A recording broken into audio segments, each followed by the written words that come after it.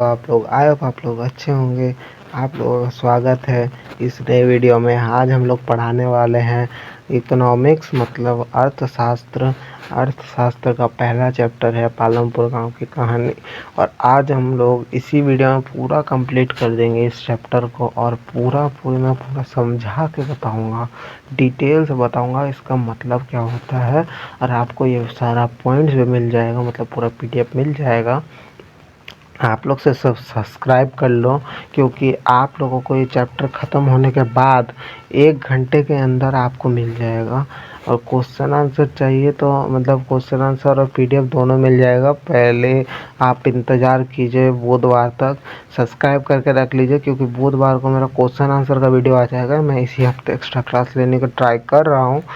उसके थ्रू मैं आपको दे दूँगा PDF, तो आप खुद से नोट डाउन कर लीजिएगा कि ये सब बहुत सारे अच्छे और बहुत ज़रूरी नोट्स है, तो इस सबको नोट करना बहुत ज़रूरी है। ठीक है, शुरू करते हैं तब। आज अध्याय का नाम है पालमपुर गांव की कहानी। सुपर डिटेल नोट्स इन हिंदी। इधर सब कुछ एकदम तगड़ी तरीके से लिखा हुआ है और समझाया गया है। तो पहले पढ़ते हैं हम लोग पालमपुर क्या है। पालमपुर क्या है, व्हाट इज़ पालमपुर। आप लोगों ने पढ़ा होगा पालमपुर एक काल्पनिक गांव है। ठीक है, ये कहीं से बिलोंग नहीं करता। ये एक मतलब पूरा काल्पनिक है, इमेजिनेशन भरा हुआ है, इमेजिनरी है। ठीक है, और दूसरा पॉइंट हो जाता है ये असल गांव नहीं। ठीक है, इधर पूरा डिटेल्स लिखा हुआ है, सब कुछ एक एक चीज़ें डिटेल से लिखी हुई है। मैंने पहले बोले काल्पनिक मतलब ये कहीं पे बिलोंग नहीं करता, हमारे इंडिया में कहीं पे नहीं है, मतलब ये असली गांव नहीं है। तो दूसरा इसके बाद आ जाते हैं, इसके बाद लिखा हुआ है इसका उपयोग हमें ग्रामीण अर्थव्यवस्था मतलब विलेज इकोनॉमी कैसे चलती है ये समझाने के लिए किया गया है। ये वाला जो चैप्टर है ना, ये वाला चैप्टर में आपको क्या समझाना मतलब समझाना चाह रहा है, ये वाला चैप्टर हमें ग्रामीण व अर्थव्यवस्था कैसे चलती है ये समझाने के लिए किया गया है। ठीक है, मतलब ये चैप्टर लिखा गया है। तो चलिए मतलब हम लोग बढ़ते हैं चैप्टर की तरफ। क्या काल्पनिक गांव बनाया गया, ये वाला काल्पनिक गांव बनाया गया है। तो इसका आंसर है कि ताकि सारे मतलब आर्थिक विषय ताकि सारे आर्थिक विषय आसानी से समझाया जा सके। मतलब ये काल्पनिक गांव है, मतलब ऐसा ही मतलब मैं ये समझाना चाह रहा हूँ कि ऐसा ही गांव कहीं पे बिलोंग करता होगा। हो सकता है कि ऐसे मतलब जो दुविधाएं हैं, मतलब जो दिक्कतें हैं वो नॉर्मल गांव में होती है। यही एक चैप्टर के माध्यम से समझाया गया है हमारी अर्थव्यवस्था को सुधारने के तरीके क्या क्या हैं और क्या क्या उपाय हैं। तो चलिए आगे बढ़ते हैं। दूसरा पॉइंट है कि गांव की मुख्य विशेषताएं क्या है, main feature of the village. मतलब गांव की मुख्य विशेषता मतलब ये इस गांव की मुख्य विशेषता क्या है। तो इधर पहला पॉइंट है कि कुल 450 परिवार रहते हैं। ठीक है, ये वाला पॉइंट भी बहुत ज़रूरी है, तो इस पॉइंट को नोट कर लेना आप लोग। ठीक है, इसके बाद आ जाता है ऊंची जाति के 80 परिवार अमीर है। मतलब इधर बताया गया कि ऊंची जाति मतलब होता है कि जो अमीर लोग होते हैं, जो जिनके पास पैसा अधिक होता है, वो अपना मतलब मैं आगे ये वाला जो समझाऊंगा, ये वाला विषय क्या है 80 लोगों का ऊंची जाति मतलब क्या होता है। चलिए अभी आगे बढ़ते हैं, इसके आगे वो डिटेल में लिखा हुआ है, मैं वहीं से समझा दूंगा तो आपका दिक्कत नहीं होगी। तो चलिए तीसरा पॉइंट है दलित जाति के मतलब 150 परिवार गांव के किराने गुच्छियों में रहते हैं। ठीक है, इसके बाद आ जाते हैं इसके बाद के पॉइंट में। इसके बाद का पॉइंट है कि सड़क, स्कूल, बिजली और स्वास्थ्य केंद्र उपलब्ध है। देखिए ये मतलब बहुत सारा एडवांटेज है इसके लिए, इस गांव के लिए, कि ये बहुत सारा एडवांटेज है कि इसमें क्या है। ठीक है, इस गांव में क्या क्या विशेषताएं, ये सब बहुत सारे एडवांटेज है। मतलब एक गांव में मतलब सड़क, स्कूल, बिजली केंद्र, मतलब क्या बोलते हैं, व्यवस्था केंद्र होना ही चाहिए, स्वास्थ्य केंद्र। तो जो हॉस्पिटल उसको इंग्लिश हम लोग कहेंगे। स्कूल तो आजकल नॉर्मली होता ही है। बिजली भी अभी बहुत सारे गांव तक पहुंच चुकी है, अभी पहुंचेगी भी। और सड़क भी बनना शुरू हो गई है। सड़क हमारे मतलब झारखंड की बात करें तो सड़क हमारे झारखंड में बहुत उबड़ खाबड़ है, तो एकदम सीधा सड़क नहीं है, पूरा प्लेन नहीं है। इसके बाद स्वास्थ्य केंद्र ये हमारे झारखंड में ठीक है, ज़्यादा ख़राब नहीं है, और सब जगह बन भी रहा है हॉस्पिटल।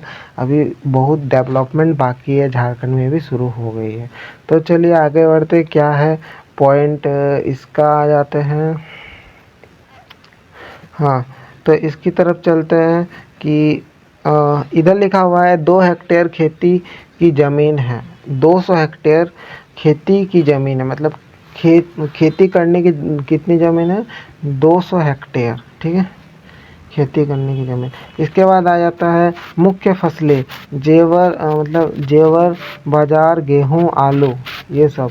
चलिए आगे बढ़ते हैं, मुख्य फसलें क्या क्या हैं उधर। तो जेवर, बाजार, बाजार मतलब हो जाता है मतलब क्या बोलते हैं, जो वेजिटेबल्स होते हैं उनको ही आप बाजार समझ लीजिए। और गेहूँ, आलू, ये सब है, ये सब की खेती होती है। और इसके बाद आ जाते हैं उत्पादन के 4 तत्व क्या है, 4 फैक्टर ऑफ प्रोडक्शन। पहला मतलब ये सबसे मेन पॉइंट, इस मतलब कोई भी ऑब्जेक्टिव नहीं, सब्जेक्टिव प्रश्न पूछा जाए उत्पादन के कितने प्रकार होते हैं, तो इसमें आप ये 4 पॉइंट इस चैप्टर से आए तो ये 4 पॉइंट लिखना बहुत ज़रूरी है। पहला पॉइंट हो जाता है कि भूमि मतलब लैंड, मतलब भूमि, लैंड प्राकृतिक संसाधन है। ये मतलब खेती करने के लिए सबसे पहले ज़रूरत रहती है कि खेत चाहिए, खेती करने के लिए खेत चाहिए, फसलें उगाने के लिए खेत चाहिए, तो उसको लेना पड़ता है।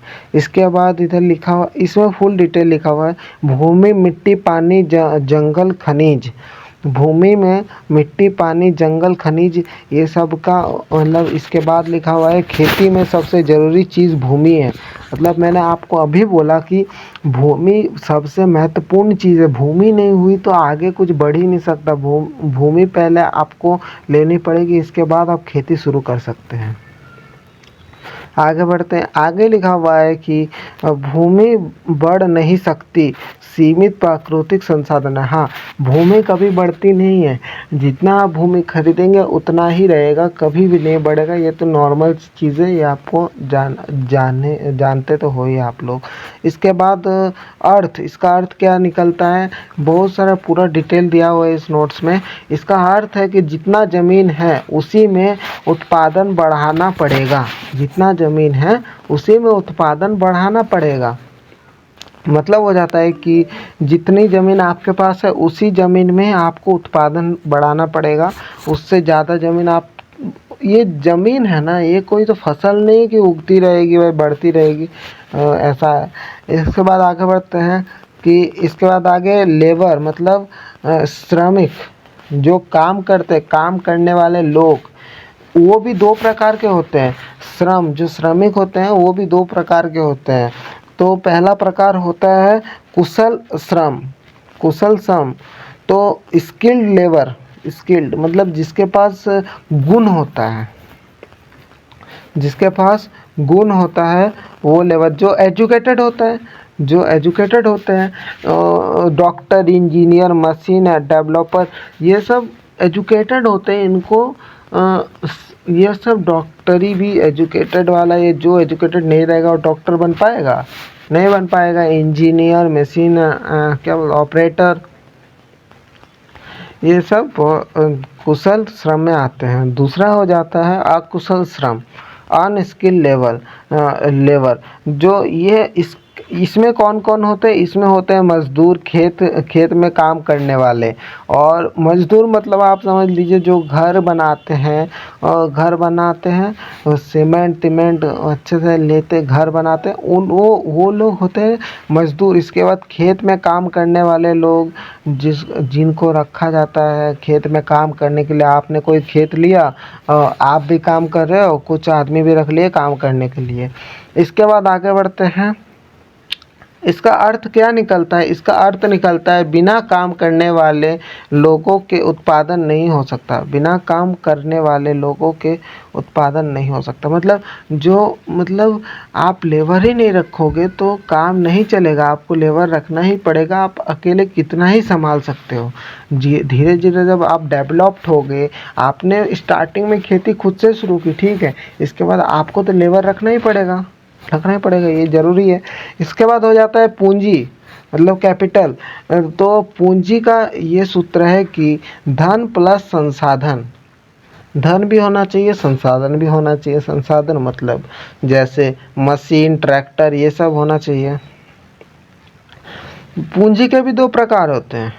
पूंजी दो प्रकार के होती है, ठीक है। पहला होता है स्थिर पूंजी, जो फिक्स कैपिटल होता है, एकदम एक बार खरीद लो, सालों साल चलेगा। जैसे होता है एक बार, देखो इधर ही लिखा हुआ है, एक बार निवेश, लंबे समय तक काम। जैसे क्या क्या देखिए, ट्रैक्टर, मशीनें, ये ट्यूबवेल, ये सब, मतलब इसके बाद भवन, मतलब आपने कोई घर बना लिया, ये सालों साल चलेगा। आपको मतलब सालों साल बदलने की भी ज़रूरत नहीं है। ट्रैक्टर ले लिए, आप खेत में आप काम कर सकते हो, कोई भी काम हो ट्रैक्टर का लेके चले गए, हो गया। और वो सालों साल चलेगा। बिगड़ता है बट आप उसको रिपेयरिंग कर लोगे तो भाई वो फिर से चलने लगेगा, ठीक है। आगे बढ़ते हैं। इसका बाद होता है चल पूंजी, मतलब वर्किंग कैपिटल।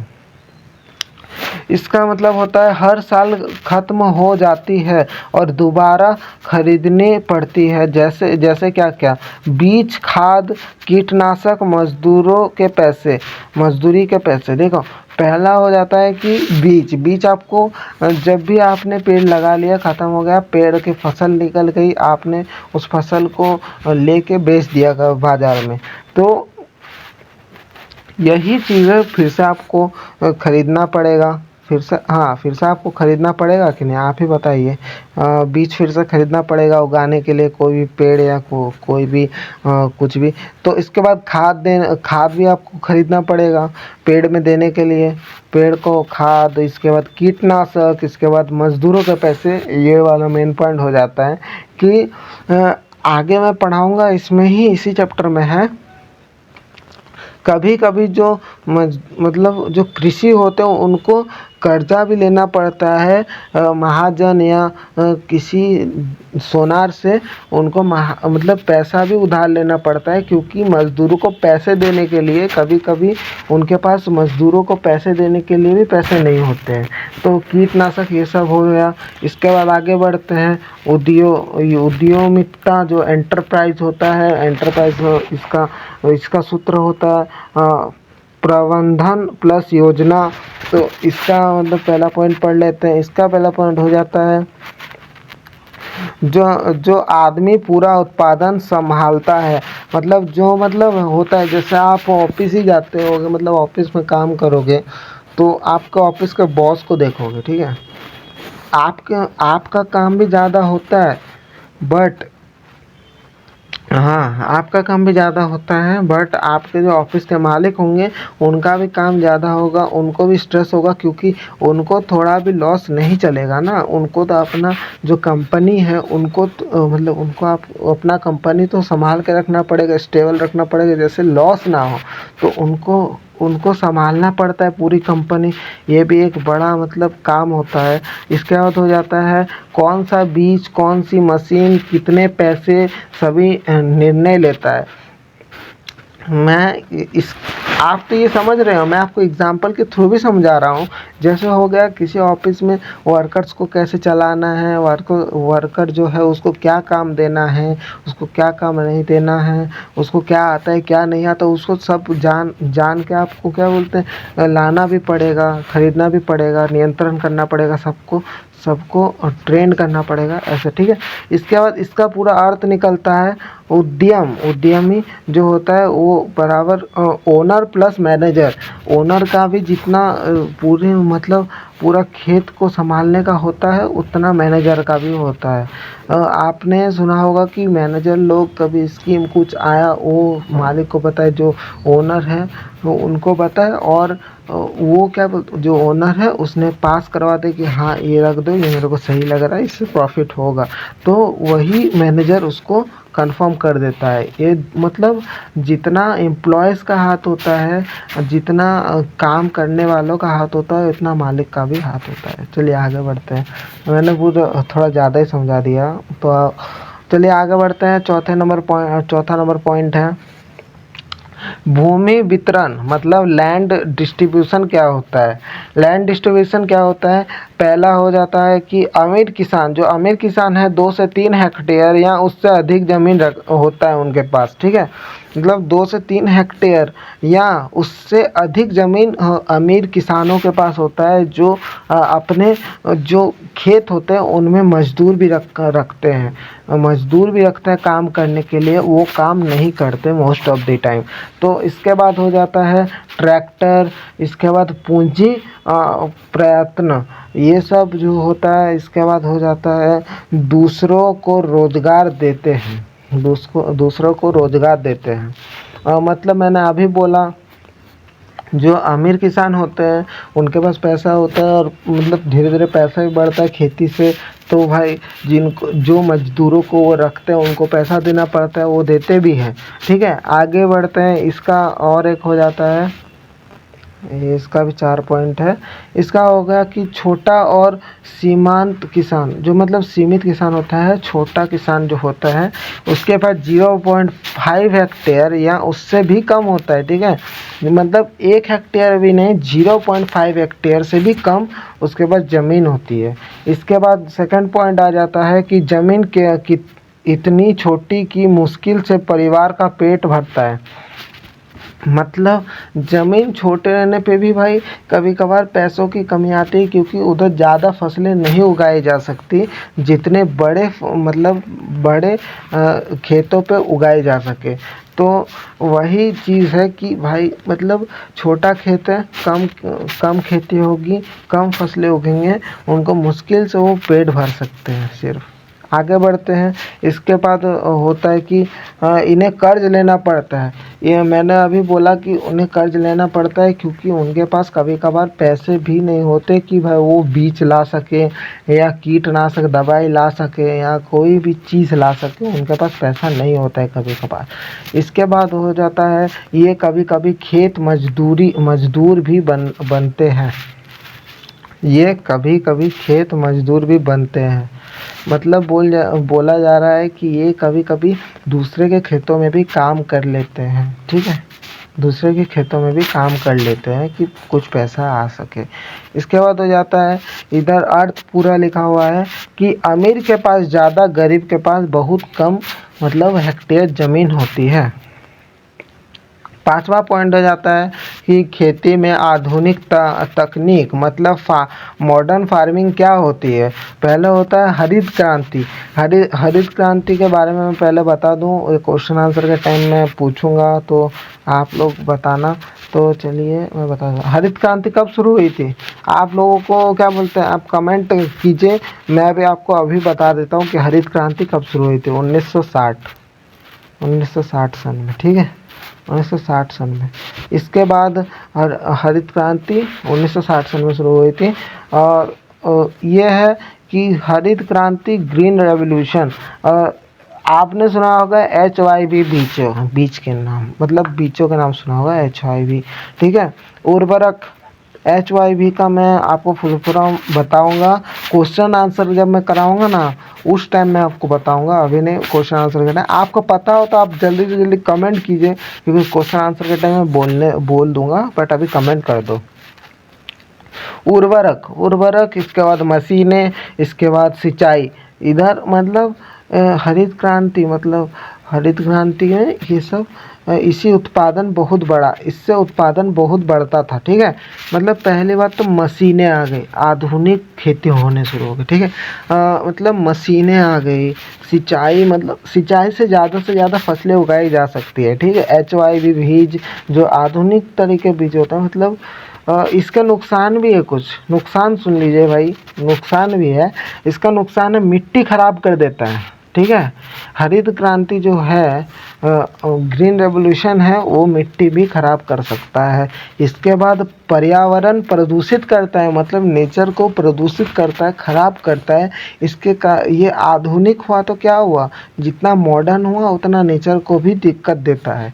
इसके बाद आ जाता है अमीर और गरीब में अंतर और बढ़ता है, क्योंकि अमीर लोग इसको खरीद सकते हैं, गरीब लोग जो है, जो कम पैसा कमाते हैं, वो नहीं खरीद सकते इस बीज को, और वो ऐसे खेती नहीं कर सकते आधुनिक तरीके से। इसका पूरा अर्थ निकल आता है कि उत्पादन बढ़ा पर साथ में समस्याएं भी बढ़ती है। जो अमीर लोग वो खरीदते हैं, उनके पास पैसा होता है, गरीब लोग खरीद भी लिए तो उनको नुकसान भी होता है, तो वो नुकसान भी उनको झेलना पड़ता है। और अमीर लोगों क्या है, वो फिर से खरीद सकते हैं, इतना उनके पास पैसा होता है। मतलब पूरा अर्थ निकलता है। इसके बाद हो जाता है कि सिंचाई की व्यवस्था, मतलब इरिगेशन सिस्टम क्या है।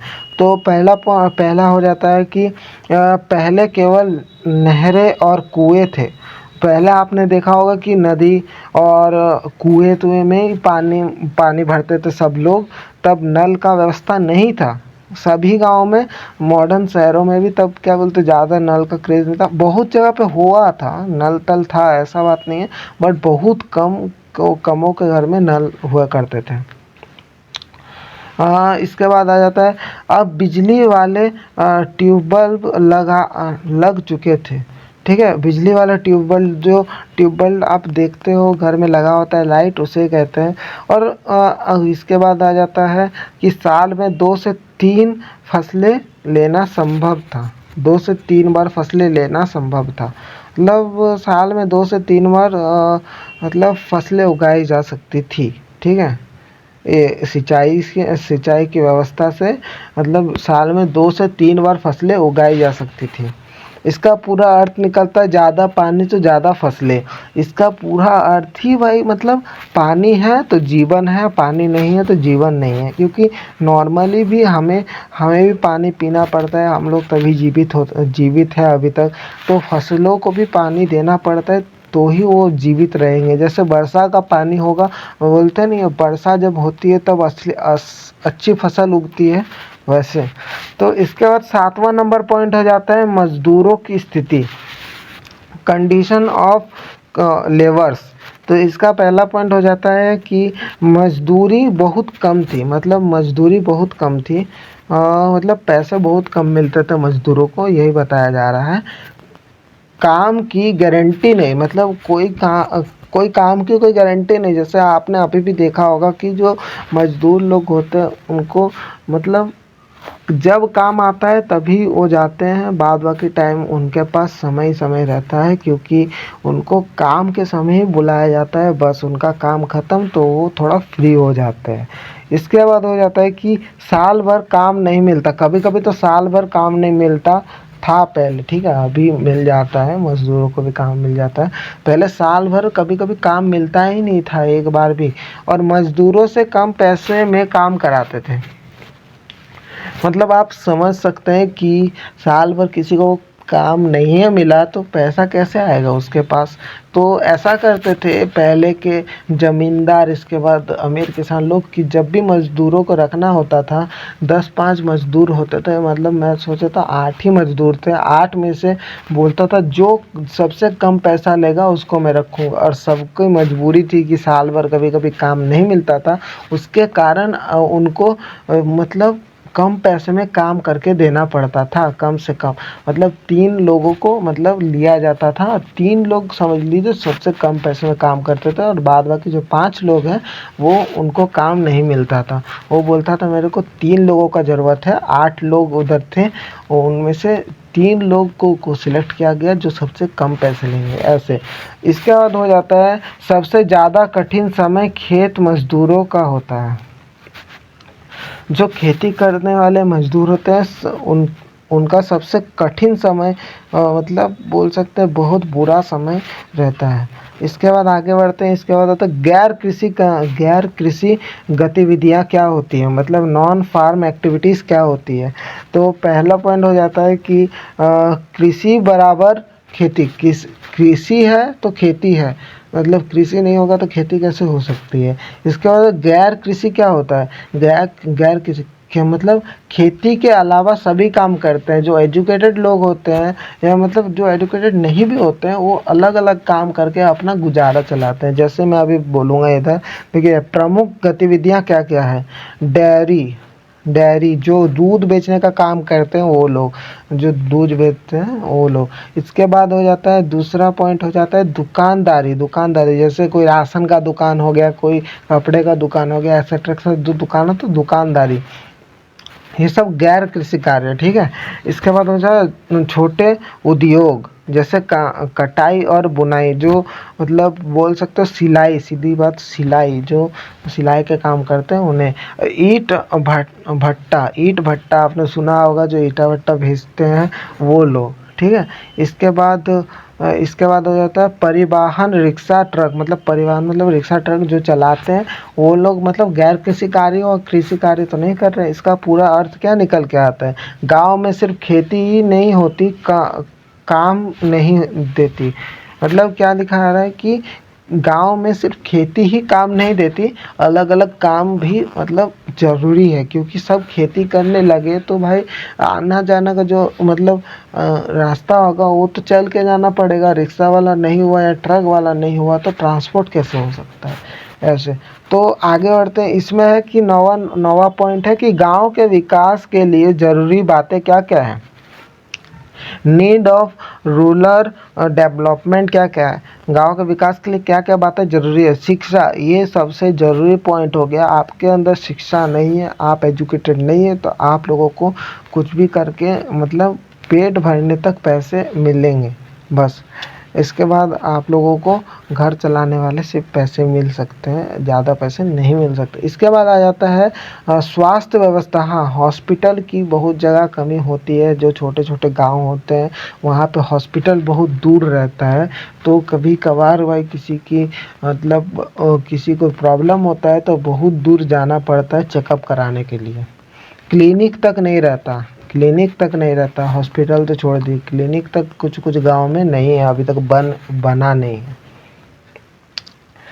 सिंचाई हो गई, सिंचाई मतलब जो मतलब फसलें ज़्यादा होती है वो सब ज़रूरी है भाई। सब गांव में सिंचाई आनी चाहिए, सिंचाई देनी चाहिए, मतलब ये सब।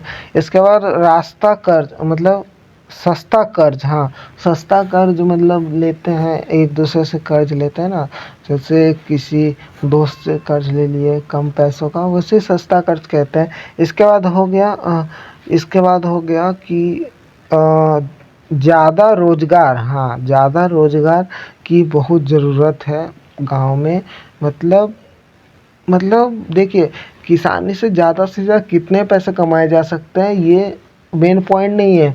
आपको उससे भी ज़्यादा रोज़गार करना है। जो एजुकेटेड लोग होते हैं वो लोग तो रोज़गार कर ही सकते हो, नौकरी करेंगे, बिजनेस कर सकते हो, उनके पास बहुत सारे अपॉर्चुनिटी होती है। जो एजुकेटेड नहीं रहते उनके पास ज़्यादा अपॉर्चुनिटी नहीं होती, इसलिए उनका ज़्यादा रोज़गार नहीं रहता है। इसका बाद होता है मशीनों का सही उपयोग। मतलब मशीनों का मतलब उपयोग ही नहीं जानते क्या, मतलब इस मशीनों को रखने की ज़रूरत क्या है, मतलब इस मशीनों को यूज़ कैसे करते हैं ये सब अभी तक नहीं जानते। ये सब जानना बहुत ज़रूरी होता है। मशीनों का उपयोग क्या होता है ये सब जानना बहुत इम्पोर्टेंट है। जैसे अभी एक चल रहा है कि जैसे हमारे प्राइम मिनिस्टर नरेंद्र मोदी ने बहुत जगह पे मतलब शुरू कर दिया है। बहुत सारे गांव पे जो सिंचाई हो मतलब जहाँ पे किसानी होती है उधर जो नए नए मशीनें आए हैं, बहुत सारे किसानों को पता ही नहीं है कि इस मशीन को यूज़ कैसे करते हैं, वो सिखाया जा रहा है। मैंने ये कहीं पे न्यूज़ में सुना था तो मैंने आपसे शेयर किया। इसके बाद आ जाता है कि महिलाओं को काम। हाँ, पहले ज़माने में महिलाओं को वोट भी नहीं दिया जाता था, आज महिलाएं पे काम करते हैं।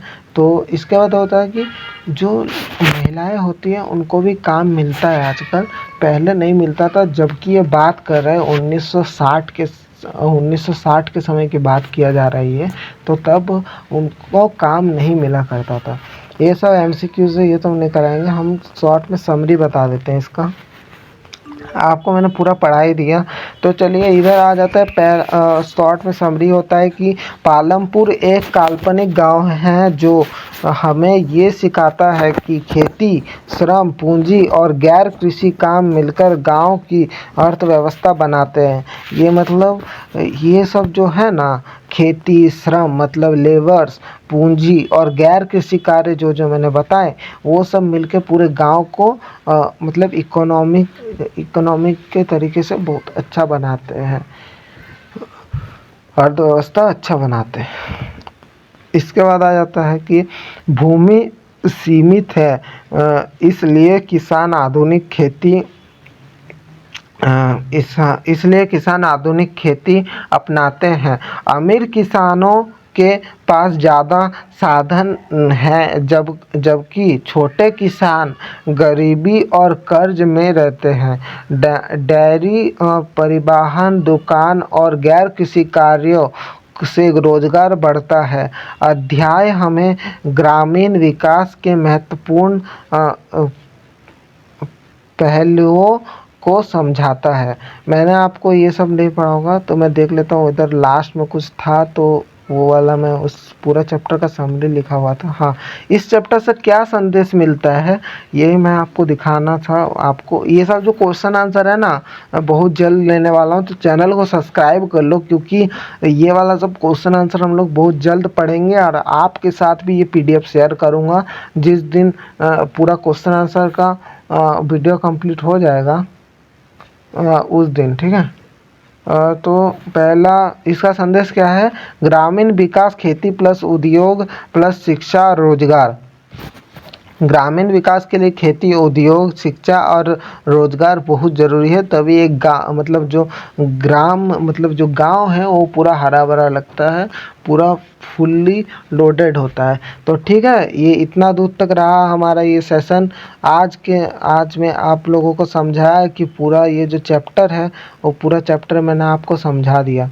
तो आप लोगों को ये वीडियो कैसा लगा, आप प्लीज़ कमेंट में बताइए, क्योंकि आप लोगों का मतलब सपोर्ट चाहिए हमको, क्योंकि हम लोग इतना मेहनत कर रहे हैं आप लोगों के लिए। हम लोगों ने आपके लिए बैच लाया, मतलब अभी 9th का बैच कोई नहीं चला रहा है। कोई भी आप यूट्यूब में खोज लीजिए कि 9 का कोई भी क्रैश कोर्स लाए, मैं आपको बोलूँगा कि नहीं लाता है। तो ये पूरा बिल्कुल फ्री में हम लोग पढ़ा रहे हैं, तो आप हमारे चैनल को प्लीज़ एक सब्सक्राइब तो कर सकते हैं। Thank you for watching. धन्यवाद आप लोगों का ये पूरा वीडियो देखने के लिए। हम लोग नेक्स्ट वीडियो बहुत जल्द लाएंगे, उसके साथ साथ PDF भी आपको देंगे, जैसे आप नोट्स बना सको। तो नेक्स्ट वीडियो में मिलते हैं। थैंक यू, धन्यवाद।